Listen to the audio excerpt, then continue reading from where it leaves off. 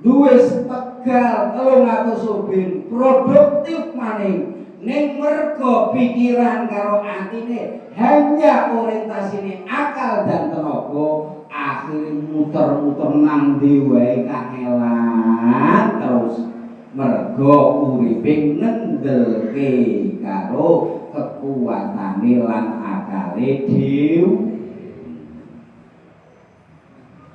ning beda sepupuke tawakale karo Gusti Allah kuat, wiridane kuat, terus takwane temata, maca sholawate akeh, istighfare akeh, insyaallah min haitsu la yahtasib arep ditata dening Allah Subhanahu. Percaya mboten Bu? Percaya mboten Pak? Iki ngeten niku konsep pandangan secara tauhid.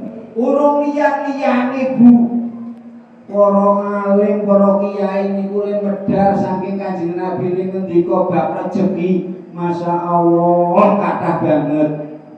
Contone kok jenengan sadurunge subuh salat qobliyah subuh rakaat pertama alam taro, rakaat kedua alam nasroh, terus juk dari maca subhanallah wa bihamdihi subhanallahil azim astagfirullah ping 100 engko rezekine deres. Iku kangelan apa enteng Bu? Kangelan napa enteng? Abot napa enteng Bu? Pak, maca subhanallah wa bihamdihi subhanallahil azim astagfirullah ping 100 sadurunge subuh. Abot napa enteng Pak? Abot.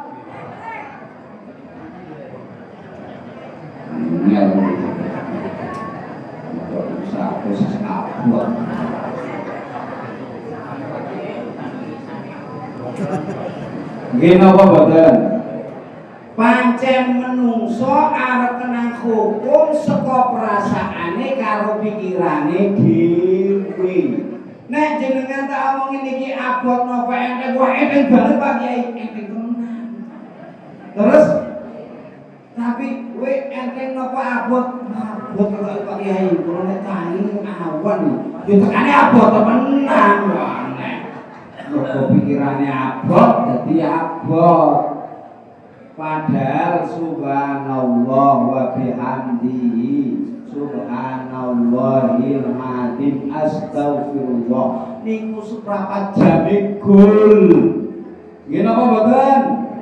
Rumus subuh langsung qobliyah rong-rong alam taro karo alam nasroh bari maca subhanallah wa bihamdihi subhanallahil astagfirullah niku cukup seprapat jam enteng. Apa maneh diteruske maca sholawat Jibril ping 1000 sadurunge subuh jos. Enteng napa abot Pak?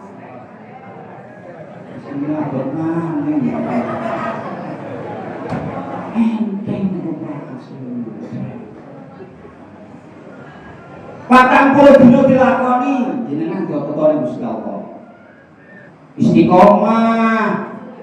Wong jenengan nglakoni 3 dino jare Pak Kiai luwe astagfirullahaladzim terus segera terus lah 3 dino dadi yo kaya kene wae insyaallah. Wong gedang yo panene yo 3 tahun Bu.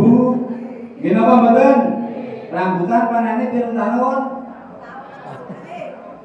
Rambutan pirang tahun? Kali tahun, besian pinten tahun, jeruk pinten tahun, kacang pinten tahun, pirang dino, 3 bulan, kacang itu 3 bulan kok. Nggih napa mboten pari pirang dino? 3 bulan. Ngono kuwi maksude lho. Wong aku maca ping 3 dino kok panen ki endi tanduran apa? jenengan ki cok karepe nghukum dhewe. Siklusnya itu paling rendah niku 40 hari. Istiqomah. Iki gobloke wong bahasa diwehi ijazah kemudian Pak Kiai nglakoni seminggu ra ono lek ngalah bel-beles Pak Kiai. Nyatane urip nyok kaya kene wae. Yo leren tasbih. Lah wong lagi seminggu ra ono tanduran seminggu panen, Pak. Apa tanduran apa sih seminggu kena gunduh? Jenengan wong tani. Apa Bu, seminggu panen tanduran apa? Wong suket wae metu seminggu wedhus doyan kok. Gitu apa mboten? Suket toko seminggu niku wedhus doyan. Walake jenengan kabeh duwe apa-apa gampang waleh. Wah dibilang 30 dina le muni alah. Aor Pak Kiai lah. Aor lambe siklusnya 40 karena delalah riyen Gusti Allah niku nggih perubahane awake dhewe 40. Inan laziman sosolan kal fakhor jasatun musawwarun niku prosesnya 40. Jadi siklus perubahan alam niku nganggo siklus terendah niku 40 hari. 40 jenengan arep duwe wiridan akeh bingung le ngamalke siklusnya 40 hari nyong arep matet nganggo zikir kita tenani temenan 40 dina baru genti. Nggih napa mboten? Urung 40 dina aja genti wong urung 40 dina kok. Wong malah piye seminggu malah ketoke ra mandi genti piye selawat seminggu yo ketok ora mandi juga genti maning kok muter-muter wae widane mulah malih wae ning mulah malih di seminggu 2 dina 3 dina alah yo kuwi ra dadi kaya ngono kuwi paling olah le ganti niku nek wis 40 maca selawat yo jos man asura alaihi hajatun wal yuksir ngalayya bisolati ngalayya niku Kanjeng Nabi ngendika sapa wonge sing engel hajate wal yuksir bisolati ngalayya mongko ngekeh-ngekehno maca selawat dhateng ingsun Kanjeng fa inna taksiful humum wal kurub wa tukassirul arzaq wa tabdi al hawaij. Sapa wonge sing engel hajate mongko ngekeh-ngekehno maca selawat dhateng Kanjeng merga maca selawat niku bisa ngilangi keprihatinan, ngilangi kesusahan, bisa nekake hajat lan bisa ngekeh-ngekehake rejeki. Niku Kanjeng Nabi sing nek Kanjeng Nabi ngendika niku mesti napa mboten? Mesti napa mboten, Pak? Mesti. Nek jenengan dagang mesti badhe mboten, Pak? Mesti. Jenengan nandur kangkung mesti panen mboten, Pak? Mesti. Jenengan nandur sawah mesti panen mboten, Bu? Nandur pari maksudipun? Mboten mesti panen. Kabeh mbok men dadi bodhone kita kabeh ana hukum sing mesti malah ditinggalke, malah sing hukum mbok menawa malah dioyok terus. Dagang mbok menawa terus dilakoni sore. Nyambut gawe mbok menawa terus isuk dilakoni sore dilakoni. Ning sing hukum mesti iki saka jalur Kanjeng Nabi karo jalure Quran ora tau dipikirke, ora tau ditindak. Ini ku luput napa bener? Wong bodho niku iye sing mesti karo kiye mbok menawa iku malah ngoyo sing mbok niku luput napa bener? Luput. Kula kepengin sowan nganggon Mbah Muklis utawa kepengin teko nganggon Kang Rohim. Pikiran kula sing mesti nang Mbah Muklis. Kudune sing bener yo nganggon Mbah Muklis iki genah nang omah. Terus Kang Rohim tak parani kadang nang omah yo Mbah Muklis dhisik. Nek Mbah Muklis wis ketemu wis genah nang omah, baru nang Pak Rohim mbok menawa nang ngono kuwi sing bener.